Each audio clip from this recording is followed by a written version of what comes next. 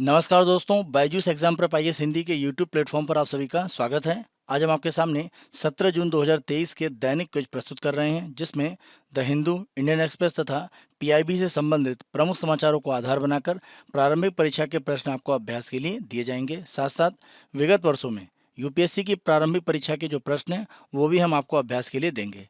और अंत में आज के किसी महत्वपूर्ण तथ्य की चर्चा करेंगे। आज के सत्र को हम लोग प्रारंभ करते हैं और सबसे पहला प्रश्न देखते हैं। निम्नलिखित कथनों पर विचार कीजिए।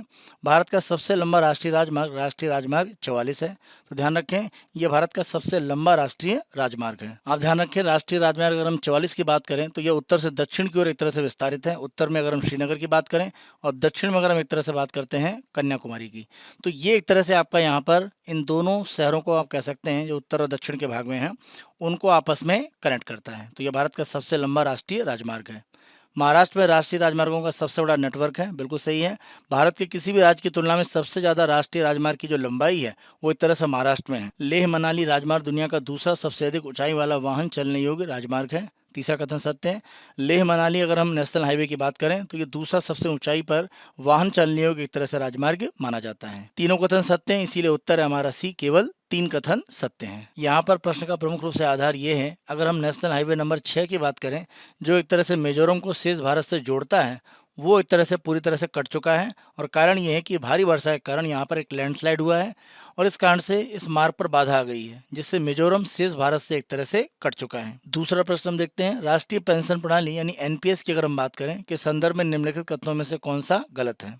एनपीएस टीयर 1 से अभिदाता यानी सब्सक्राइबर द्वारा किए गए योगदान के 25% तक की अंतरिम या आंशिक निकासी कर मुक्त है। तो टीयर 1 टीयर 2 दो तरह के इसमें एक तरह से धन रखने के साधन होते हैं। अगर हम एनपीएस की बात करें, टीयर 1 की अगर हम बात करते हैं तो 25% तक की जो निकासी है वो एक तरह से कर मुक्त है। दूसरा, एनपीएस 1 जनवरी 2004 को या उसके बाद भर्ती सशस्त्र बलों सहित केंद्र सरकार के कर्मचारियों पर अनिवार्य रूप से लागू है। ध्यान रखें, सशस्त्र बलों पर यह लागू नहीं है, केंद्र सरकार के कर्मचारियों पर अवश्य लागू है। इस आधार पर दूसरा कथन असत्य है। तीसरा, एनआरआई राष्ट्रीय पेंशन प्रणाली में निवेश कर सकते हैं और अन्य भारतीय नागरिकों की तरह सभी लाभ प्राप्त करने के पात्र होते हैं। कथन सत्य है। टीयर 2 एक स्वैच्छिक खाता है जो निवेश और निकासी की तरलता प्रदान करता है। एनपीएस में हम ध्यान रखें, टीयर 1 एक तरह से आवश्यक होता है, ये मैंडेटरी है। टीयर 2 स्वैच्छिक होता है, आप चाहें तो इसमें निवेश करें, अन्यथा आप केवल टीयर 1 में निवेश करके आप एनपीएस में भाग ले सकते हैं।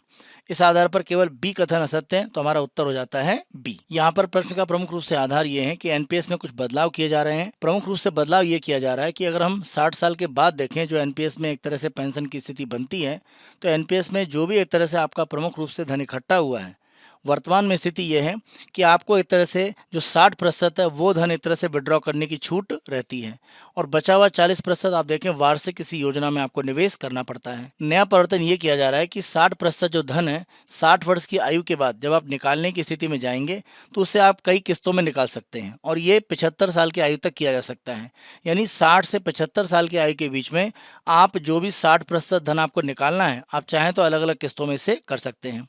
ये मासिक आधार पर हो सकता है, तिमाही हो सकता है, 6 महीने में हो सकता है या वार्षिक आधार पर। एनपीएस में अभी तक एक मुश्त जो 60% पैसा निकालने के लिए कहा जाता था वो स्थिति अब बदली जाएगी।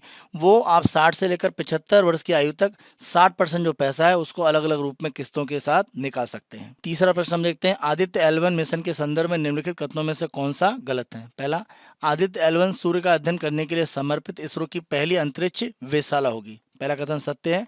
दूसरा, Aditya L1 mission electromagnetic spectrum और सौर पवन जैसी सूर्य पर विभिन्न घटनाओं का अध्ययन करने में सक्षम 7 अलग अलग पेलोड ले जाएगा।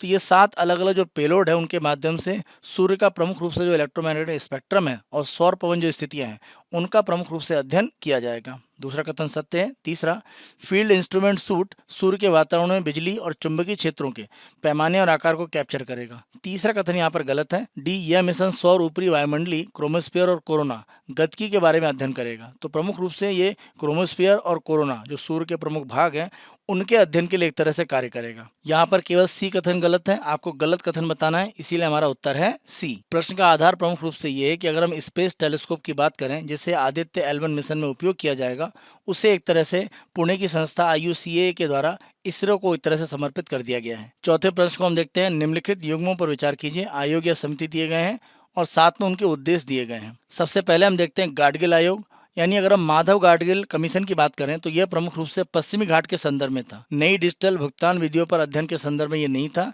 ये पश्चिमी घाट के बारे में प्रमुख रूप से अध्ययन करने के लिए और अपनी रिपोर्ट के लिए एक तरह से जाना जाता है।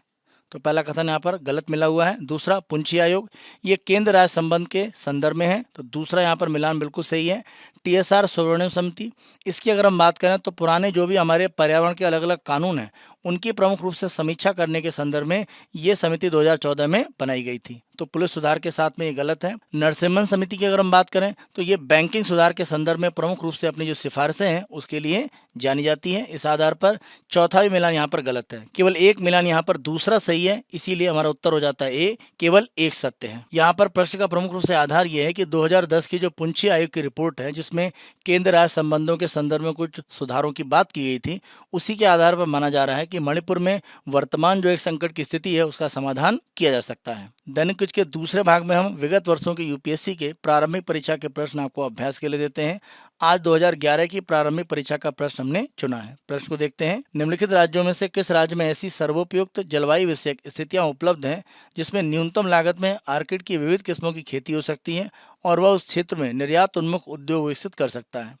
तो आर्किड के संदर्भ में अगर आप देखें तो सबसे बेहतर स्थितियां अरुणाचल प्रदेश में मानी जाती हैं और भारत में कई प्रजातियां आर्किड की प्रमुख रूप से इसी प्रदेश में पाई जाती हैं। इस आधार पर हमारा उत्तर हो जाता है बी, जहां पर आर्किड की बड़े पैमाने पर एक तरह से एक्सपोर्ट करने के लिए खेती की जा सकती है। दैनिक कुछ के तीसरे और अंतिम भाग में हम आज के तथ्य की चर्चा करते हैं और आज के तथ्य की अगर हम बात करें तो ये फिश किल के संदर्भ में है, जो अमेरिका के अगर हम टेक्सास एक तरह से राज्य की बात करें तो उसके दक्षिणी पूर्वी एक तरह से तटीय भागों में देखा गया है। आप यहाँ पर इमेज में देख सकते हैं कि बड़ी संख्या में अलग अलग मछलियों की जो प्रजातियां हैं वो एक तरह से तट के किनारे मरी हुई पड़ी हैं, जिसमें अगर हम देखें तो मैनहट्टन, साथ साथ शार्क, ट्राउट, बैस, कैटफिश और स्टिंगरे हैं। तो इनके मरने का प्रमुख रूप से कारण क्या है?